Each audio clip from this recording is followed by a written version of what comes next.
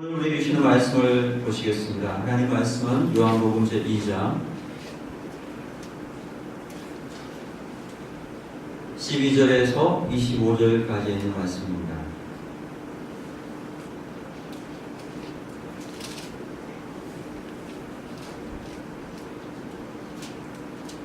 본문의 말씀을 저와 여러분 교독하면서 함께 공독했으면 좋겠습니다. 이 말씀을 공독할 때에 주의 음성이 우리 모두에게 들려주시기를 바랍니다. 제가 먼저 12절을 공독합니다. 그 후에 예수께서 그 어머니와 형제들과 제자들과 함께 가버나움으로 내려가셨으나 거기에 여러 날 계시지는 아니하시니라. 유대인이 가까운지라 예수께서 예루살렘으로 올라오셨다니 성전 안에서 소와 양과 비둘기 파는 사람들과 돈 바꾸는 사람들이 앉아 있는 것을 보시고 양이나 소를 가지고 비둘기 파는 사람들에게 이르시되 이것을 여기서 가져가라. 내 아버지의 집으로 장사하는 집을 만들지 말라 하시니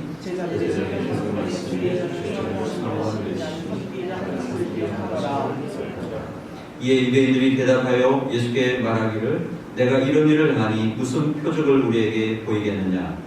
예수께서 대답하여 이르시되 내가 예수를 너희들이 이르되 이 성전은 46년 동안에 지었거늘 내가 3일 동안에 일으키겠느냐 하더라. 그러나 예수는 성전된 자기 육체를 가리켜 말씀하신 것이라. 죽은 자 가운데서 살아나신 후에야 제자들이 이 말씀하신 것을 기억하고 성경과 예수께서 하신 말씀을 믿었더라. 그 절에 예수께서 그를 가리켜 계시니 많은 사람이 그의 행하시는 표적을 보고 그를 믿었으나 예수는 그의 몸을 그들에게 흩어가지 아니하셨으니 이는 친히 모든 사람을 아심이요 또 사람에 대하여 그를 절정하고 있었으니 그가 신이 사람 속에 살았습니다. 아멘. 본문의 말씀 가지고 요한복음 7번째 시간으로 능력 있는 교회로 회복되려면 이라는 제목으로 하나님 말씀 전달하도록 하겠습니다. 말씀 시작하면서 제가 엉뚱한 질문을 던지겠습니다. 여러분, 교회가 하는 4가지 기능이 있는데요. 이게 뭘까요? 교회가 하는 4가지의 기능. 크게 4가지로 나누어서 교회가 하는 일이다 이렇게 이야기를 하는데, 첫째가 예배하는 것입니다. 둘째가 똑같은 개념입니다만 전도와 선교, 전도 혹은 선교 이렇게 두 번째의 일을 이야기하고, 세 번째는 교육하는 것, 교육과 훈련, 세 번째라고 하고요. 네 번째가 봉사. 이렇게 4가지가 교회가 하는 기능이다 이렇게 정의를 할 수가 있습니다. 근데 여러분, 이 4가지 중에서 가장 시급하게 해야 되는 긴급성을 요하는 것이 무엇일까? 그게 뭘까요? 예배, 전도, 선교, 교육과 훈련, 봉사. 다 시급할 수 있지만 가장 그 중에서도 시급한 것, 그것이 바로 전도와 선교하는 일이라는 것입니다.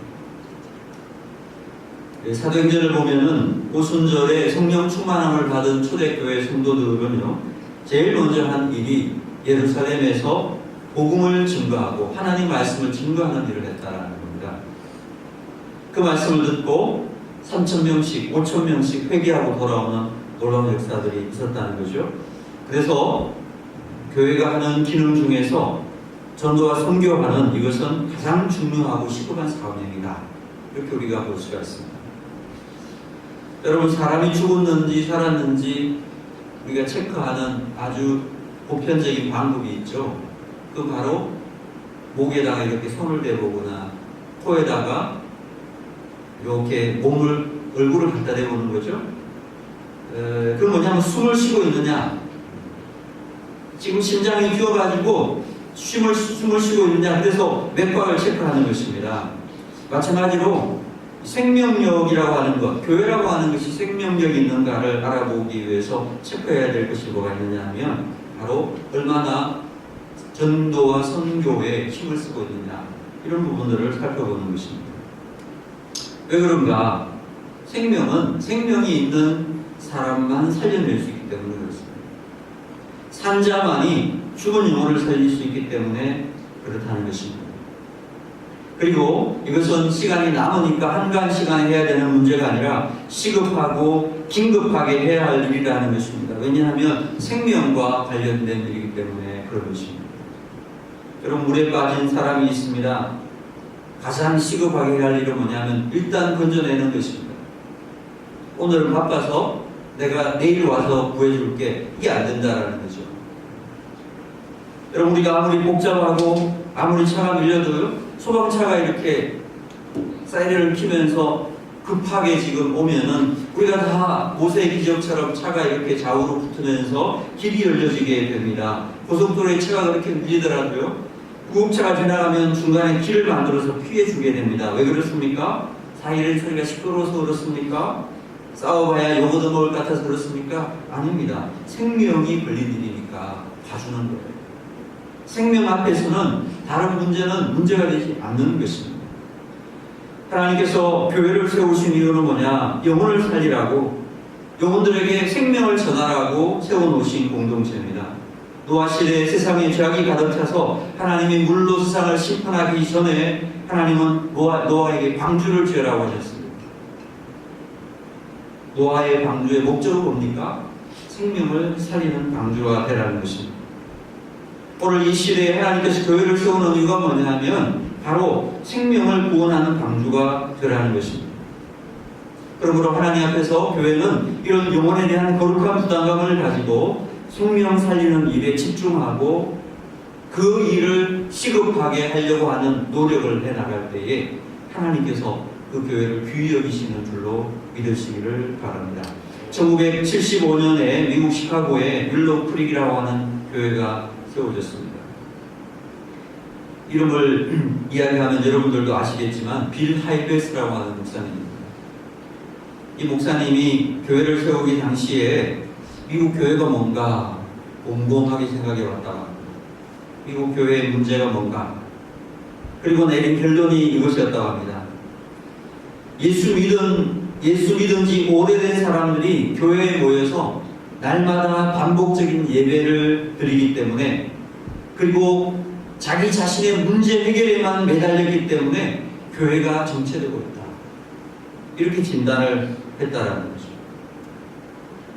교회가 그냥 모여서 예배하는 일만 반복하고 자기 자신의 문제를 해결하는 데만 매달려 있으니까 교회가 부흥될 수 없다, 이렇게 진단을 내렸고요. 그래서 교회가, 이 미국 교회의 문제가 뭐냐면 너무 자기 자신에게 매달렸기 때문에 교회가 안 된다라는 결론이에요. 그리고 모든 체계를 바꾸었습니다. 그래서 교회의 모토를 이렇게 세웠다고 합니다. 우리 교회는 전도하는 교회요, 영혼을 살리는 교회다. 그리고 막연하게 앉아있는 성도들을 향해 앉아있는 성도들을 대상으로 설교하는 것이 아니라 정말 새로운 영혼들이 올 것을 기대하고 계속 초신자 중심적인 설교를 했다고 합니다. 그리고 교회 입구에다가 초신자들의 이름을 적어놨다는 거예요. 전도할 대상자들의 이름을 적어놓은 거죠. 그래서 교회에 다니지 않는 해리, 이렇게 이름을 적었는데요. 왜 해리라고 그러냐면 미국 사람들 중에 이름이 가장 많은 이름이 해리라는 거예요. 그래서 우리식으로 말하면 교회 다니지 않는 철수, 교회 다니지 않는 영이, 뭐 이렇게 이름을 적어놓고 그 성도들의 그 영혼들을 위해 기도하고 그 영혼들을 계속 데려오도록 힘썼다는 거예요. 그렇게 계속 했더니 어떻게 됐느냐? 교회 안에 새로운 바람이 불고 새롭게 하나님께서 마음을 주가지고 부흥하기 시작했는데 급격하게 부흥했어요. 그래서 아시겠지만 윌로우 크릭이라는 교회는 3만 명이 넘는 큰 대형 교회로 부흥하게 되었습니다.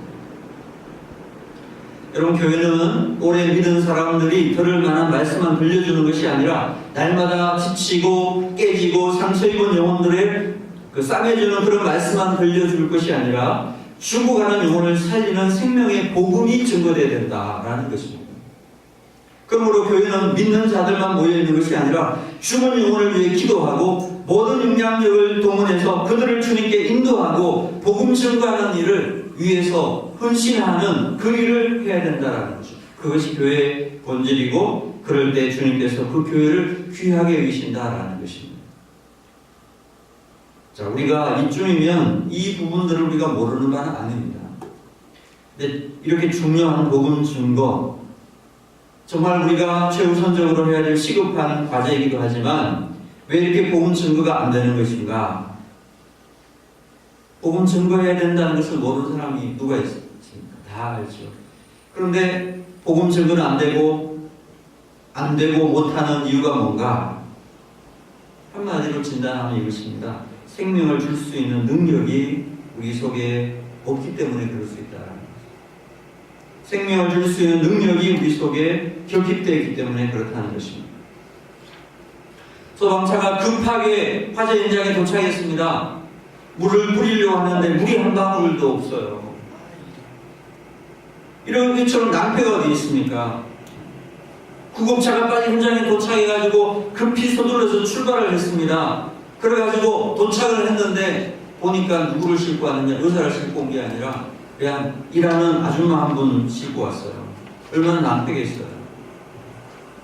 우리가 서두르는 것도 중요하지만, 시급하게 하는 것도 중요하지만, 중요한 것은 감당할 수 있는 능력이 있는 사람들로 변화되어야 된다는 거예요. 마찬가지로 교회가 전도하는 일을 시급하지만 그 일을 할 수 있는 능력이 갖추어져야 된다는 겁니다. 교회가 잠자는 영혼을 깨우고 병든 영혼을 치유하고 죽은 영혼을 살리는 그러한 일을 하려면 먼저 내 자신이 그러한 일을 할 수 있는 능력을 갖추는 사람이 되어야 된다는 거죠.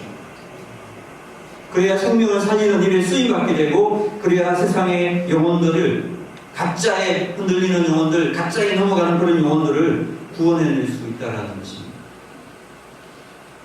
여러분 10여 년 전에 신문에 나왔던 기사예요.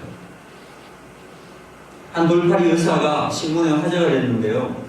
이 사람은 한의대도 안 나온 그런 사람이에요. 무면허 의사예요. 그런데 허가도 없이 암 치료제를 만들어가지고 팔았는데 1억 4천만 원어치를 팔아가지고 그래서 거기 나중에 들통이 나서 구속이 된 거예요. 그런데 이 돌팔이 의사가 구속이 되니까요, 그 약을 먹고 나았다는 사람들이 막 몰려와가지고 이 사람 석방하라고 탄원서를 냈어요. 당신들에게는 돌팔이처럼 보일지는 모르지만 그 사람이 지어준 특효약 때문에 우리가 나았다. 저 사람은 우리의 생명의 은인이다. 이래가지고요, 항의를 하는 바람에 그 탄원서 때문에 할 수 없이 풀어졌다는 거예요. 그런데 문제는 그것으로 끝난 게 아니고 더 큰 문제가 생겼는데 전국에 암 걸린 사람들이 전부 이 돌팔이 의사를 찾기 시작했다. 신문사마다 경찰서마다 연락해가지고 그 사람 주소가 어떻게 됩니까? 전화번호가 어떻게 됩니까? 알려달라고 업무가 마비될 정도로 많이 연락이 왔다는 거예요. 여러분 왜 이런 일이 벌어집니까? 돌팔이가 신고해서 그렇겠습니까? 뭐 그럴 수도 있죠. 그렇지만 정확하게 말하자면 진짜 의사들이 병을 제대로 치료하지 못하니까 일어나는 일이라는 거죠. 병원에 갔는데 치료가 잘 되고 고칠 수 있다면은 왜 돌팔이를 찾겠어요? 면허도 없는 사람을 왜 찾아가겠어요? 그런데 진짜 의사들이 못하니까 이런 가짜를 찾게 된다는 거죠. 진짜가 못하니까 했다라는 가짜에게 사람들이 빨려든다는 거죠. 저는 이것이 영적으로 똑같다고 생각합니다. 여러분의 한국교회가 오늘날 많은 이단들에 의해서 난도질을 당하고 많은 어려움을 경험하고 있습니다. 저는 그 중요한 이유 중에 하나가 뭐냐면 진짜인 저희 교회가 능력을 잃어버렸기 때문에, 진짜인 우리 교회가 영혼들을 치유해 주지 못하고 영혼들을 살리는 능력이 없다 보니까, 할 수 있는 능력이 없으니까 그 증거로 나타나는 것이 뭐냐? 그 성전에서, 예배해야 되는 성전에서 장사하고 돈 바꾸는 일을 하더라는 것입니다. 그러니까 그런 모습을 본 사람들은 성전에 갔다가, 예배하러 성전에 갔다가 돌아가면서 깊은 허탈함과 절망 속에 빠지게 되었다는 것입니다. 갈급하고 목마른데 목마름을 해결해 줄 수 있는 그런 생수를 줄 수 있는 곳이 아니었다는 겁니다. 사람들이 죽어가고 있었습니다. 살릴 능력이 없는 것입니다. 자, 이런 상황이 바로 예수님 당시의 유대교의 모습이었고 성전의 모습이었다는 것입니다. 어쩌면 지금 우리의 모습일 수도 있고 한국교회의 모습일 수도 있죠. 능력을 잃어버려서 생명을 살리지 못하는 그러한 상태, 이런 상황에서 우리가 교회가 살아야 되고 민족이 살고 또 우리 사회가 살아나고 우리 가정이 회복되고 내 개인의 삶과 우리의 직장이 살아나는 이러한 모습으로 나아가기 위해서 어떻게 해야 됩니까? 능력을 받아야죠. 능력의 회복이 있어야 된다는 것입니다.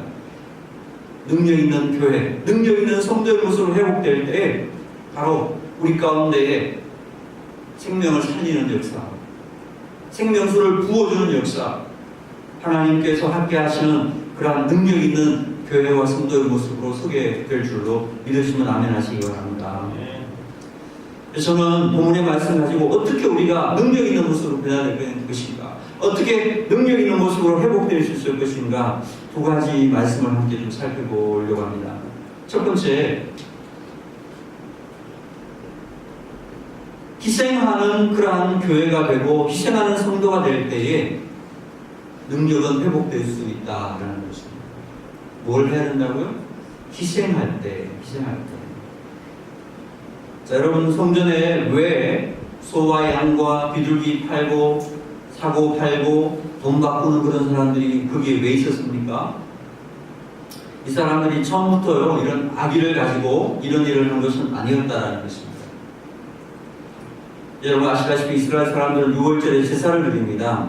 그런데 6월절 제사를 드리기 위해서 오는 사람들이 예루살렘 그 성전 근처에 있는 사람들만 오는 것이 아니고 정말 저기 멀리에서 오는 사람들이 있습니다. 이스라엘 전체 나라가 우리나라 강원도만 하니까 예를 들면 원주에서 춘천까지 간다고 생각해 보세요. 꽤 먼 길이죠. 아니면 강릉까지 걸어간다고 생각해 보세요. 꽤 먼 길이죠. 그러니까 하나님께 그 예배를 제사를 드리기 위해서 그 먼 길을 가야 되는데 그 먼 길을 그냥 가는 게 아니라 예루살렘에 가서 제물로 드릴 소나 양이나 뭐 이런 것들을 데리고 가야 된다는 거예요. 끌고 가야 돼요. 얼마나 힘들었겠습니까? 시간도 많이 걸리고 고생도 무척 심했다라는 것입니다. 제사를 드릴 때 또한 이 제물이 자격이 뭐냐면 흠이 없는 제물이어야 돼요. 근데 이렇게 먼 길을 끌고 오다 보면 소나 양이 병들기 쉬웠고요. 또 여기저기 상하고 찢겨가지고 정작 예루살렘에 도착했을 때는 제물로 쓸 수 없는 그런 짐승들이 제물이 된다라는 거죠. 그래서 참 번거로울 뿐 아니라 여러 가지로 힘들고 어려운 점들이 많아가지고 그러지 말고 돈으로 가져오자. 돈만 딱 가져오면 성전에 안에서 돈 주고 소도 사고 양도 사고 비둘기 사면 참 편리할 것 아니냐. 그래서 흠없는 제물이 딱 준비되어 있다가 그걸 돈으로 사가지고 그냥 제사를 딱 드리고 하면은 좋겠다. 그렇게 해가지고 성전에서 소나 양이나 비둘기를 파는 장사꾼들이 생기게 되었다는 거예요. 충분히 이해는 되죠, 그죠? 또 돈 바꾸는 사람들도 있었는데 당시 이스라엘에 통용되던 돈이 드라크마였어요. 이 드라크마라고 하는 것은 오늘날 사람의 얼굴이 새겨져 있는데 당시에 로마가 지배하고 있던 시대니까 로마 황제 가이사의 얼굴이 딱 새겨져 있는 거예요. 그런데 이스라엘 백성들이 하나님께 예물로 드릴 헌금에는 이 로마 황제의 얼굴이 새겨져 있는 것을 도저히 용납할 수가 없었어요. 어떻게 하나님께 드리는 이 예물에 로마 황제의 얼굴이 새겨져 있느냐. 이래서 유대인들 사이에 통용되고 있던 세켈이라고 하는, 성경은 세겔이라고 그러죠. 세겔이라는 돈으로 바꾸어서 헌금을 냈습니다. 드라크마를 세겔로 환전을 한 거예요. 근데 이렇게 돈을 바꿀 때에 환전비를 받은 거죠. 수수료를 받고 1, 2%씩 애누리를 해가지고 바꿨는데 이런 식으로 해가지고 장사를 해서 성전에서 엄청난 부를 축적하게 됩니다. 자, 여러분 왜 돈을 바꿨습니까? 하나님 앞에 순수한 헌금을 바치기 위한 그런 목적으로 한 것입니다. 왜 거기서 소나 양이나 비둘기를 팔았습니까? 순수한 재물을 바치려는 노력에서 한 것입니다. 처음에는 좋은 뜻으로 한 것이에요. 좀 편의를 위해서 처음에 좋은 뜻으로 했지만 결국에 가니까 거기에 이권이 개입되고 거기에 점점 돈이 많아지고 하니까 이게 결국은 장사꾼들의 소굴이 되어버리고 만 거죠. 결국은 그런 식으로 가버렸다는 거죠. 여러분 중요한 교훈이 있습니다. 여러분 교회가 지나치게 편의만을 추구하다 보면은 예배의 본질을 잃을 가능성이 있다는 것입니다. 성도들이 너무 편리한 것, 너무 유익한 것, 너무 간편한 것만 추구하다 보면요, 이 예배의 본질을 배울 기회가 없어질 수도 있다는 거죠. 그럼 한국 교회가 보면 좀 그러한 전철을 밟고 있어요. 미국 교회 전철을 밟고 있어요. 여러분 미국 교회도 지금은 뭐 일주일에 예배 한 번 드리는 교회도 되게 많아요. 근데 원래 미국 교회는요, 주일 낮, 주일 저녁, 수요일 예배, 또 한국 교회처럼 이렇게 정말 초기에 열심히 예배하는 일을 했다라는 거예요. 근데 어느 날부터 주일 저녁 예배가 뭐 이렇게 필요하냐, 극추장스럽다. 그래가지고 주일 저녁 예배를 없앴어요.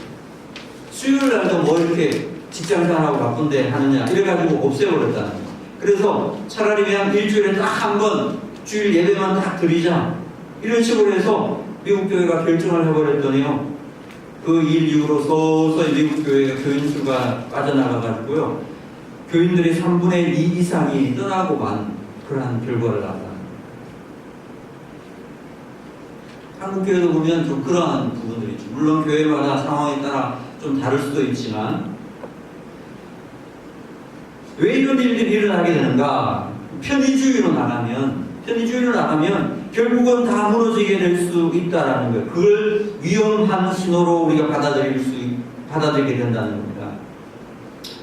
여러분 예배당도 그렇습니다. 처음에 예배당은요, 여러분 어릴 적에 교회 다니신 분들 알지만 처음에 어릴 적에 교회당 가보면요, 다 신발 벗고 하는 곳이에요.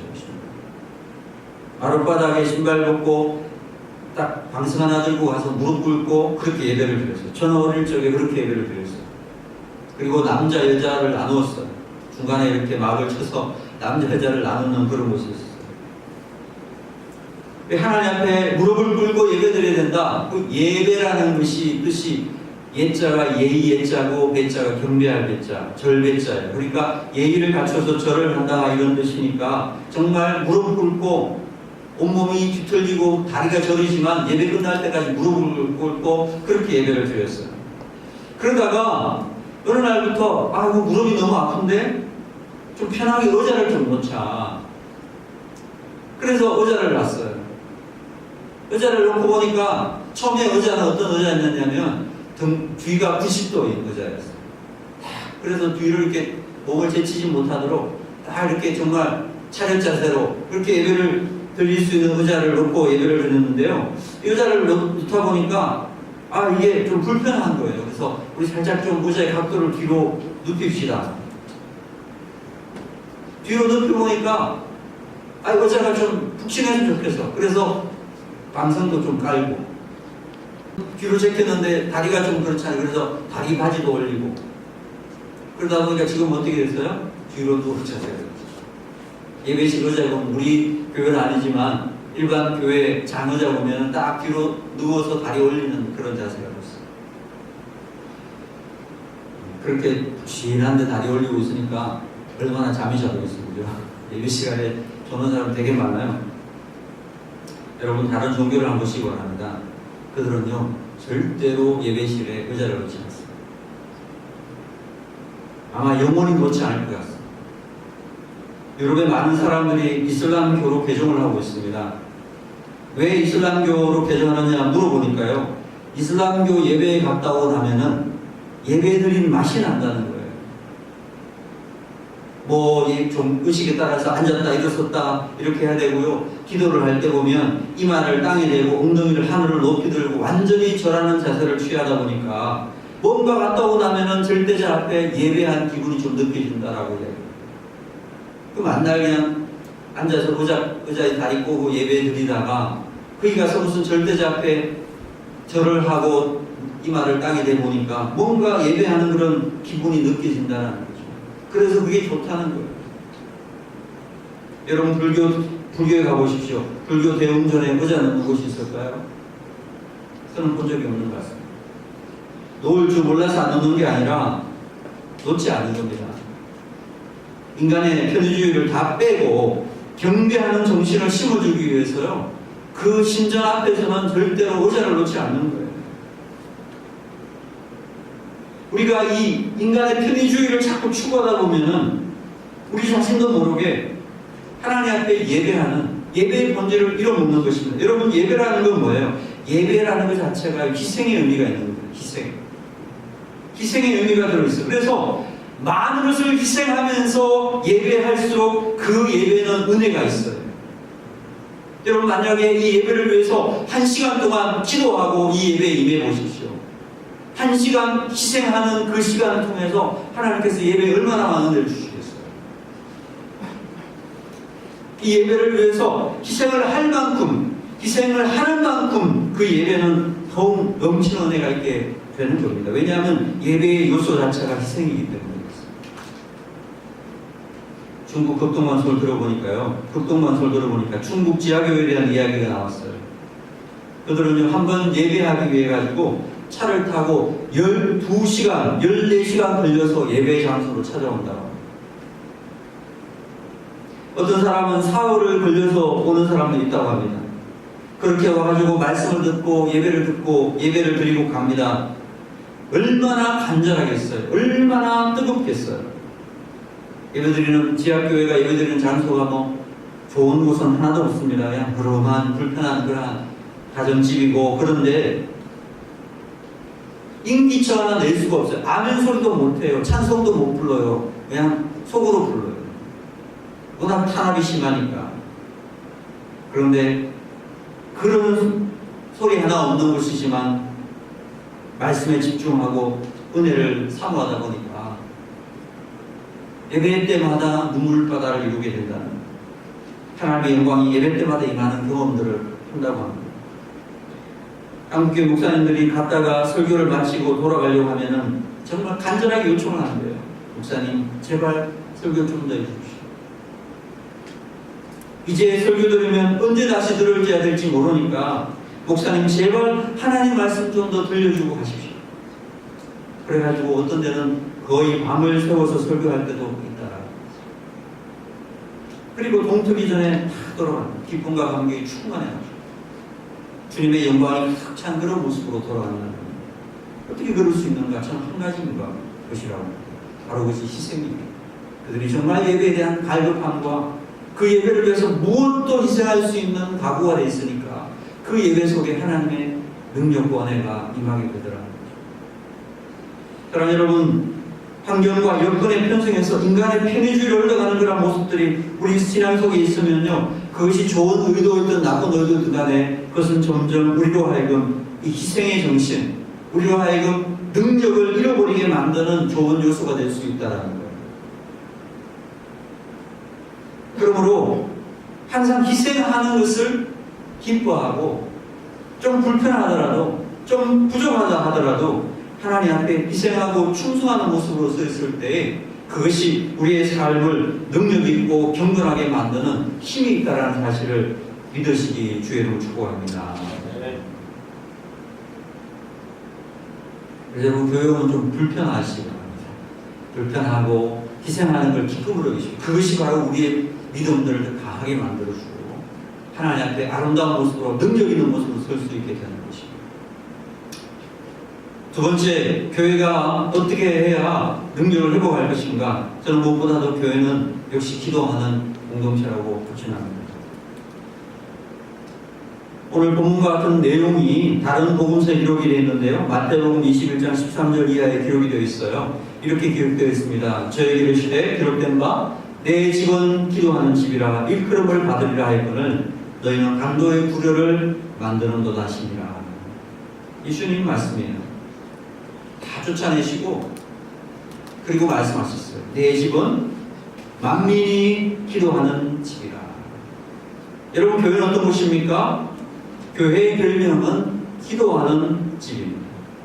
교회는 만민이 기도하는 장소입니다. 그러므로 교회는 기도 소리가 그치지 않고 기도로 가득 차게 만들어져야 능력 있는 교회의 삶이 될 수 있다는 겁니다.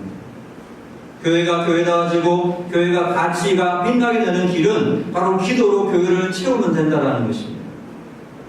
교회에서 기도의 소리가 그치고 싸우는 소리가 나고 돈 소리가 나면 주님이 분노하시는 거예요. 그러므로 교회는 기도하기를 힘써야 됩니다. 교회가 기도하기 시작하면 잠자는 영혼이 깨어나고 병든 영혼 치유되는 놀라운 역사가 있게 될 줄로 믿습니다. 오늘날 우리 시대는 그 어떤 시대보다 빠르게 변화되고 있습니다. 사회의 이 트렌드의 변화가 몇 년이 안 걸리게 전혀 다른 시대로 바뀌고 있습니다. 스마트폰 시대로 넘어왔죠. 4G에서 이제 5G 시대로 넘어왔습니다. 어디로 움직일 줄 몰라요. 상황이 계속적으로 바뀌고 있습니다. 여러분, 시대가 그렇게 빨리 변한다고 해서 모든 것이 다 그렇게 변할 것인가? 그렇지 않습니다. 바뀌는 것은 바뀔 수 있지만 절대로 바뀌지 않는 것이 있습니다. 그게 뭔지 아십니까? 인간성은 잘 안 바뀝니다. 타락한 인간성은요, 절대로 안 바뀝니다. 타락한 인간성은 시간이 지날수록 점점 악해지는 것으로 가는 거예요. 그런데 예수 그리스도의 십자가 보혈, 그것 외에 이 타락한 인간성을 구원할 수 있는 길은 없어요. 예수 그리스도의 십자가 보혈만이 구원할 수 있고 사람을 변화시키는 힘이 그 속에 있는 거예요. 그래서 우리가 십자가 보혈, 그것은 정말 중요한 생명 있는 가치라는 것입니다. 또 한 가지 여러분, 중요한 것입니다. 교회가 기도하는 것 외에 능력을 회복할 수 있는 길은 없다. 이것은 또한 바뀌지 않습니다. 이건 시간이 지나도 절대로 변하지 않을 것입니다. 2000년 전에 교회가 시작될 때에 마가의 다락방에서 120명이 전혀 기도에 힘썼던 그것처럼 오늘날도 교회가 능력을 가지고 힘있게 복음 증거하고 맡겨진 사명을 감당하려고 하면 교회가 끊임없이 해야 될 것이 뭐냐? 기도에 힘써야 된다. 기도하는 교회를 무너뜨릴 수 있는 그 어떤 힘도 없다는 것입니다. 여러분, 그 유교 대학이죠. 성균관대학교에 가면 성균관대학교 안에 기독교 동아리들이 여러 있는데요.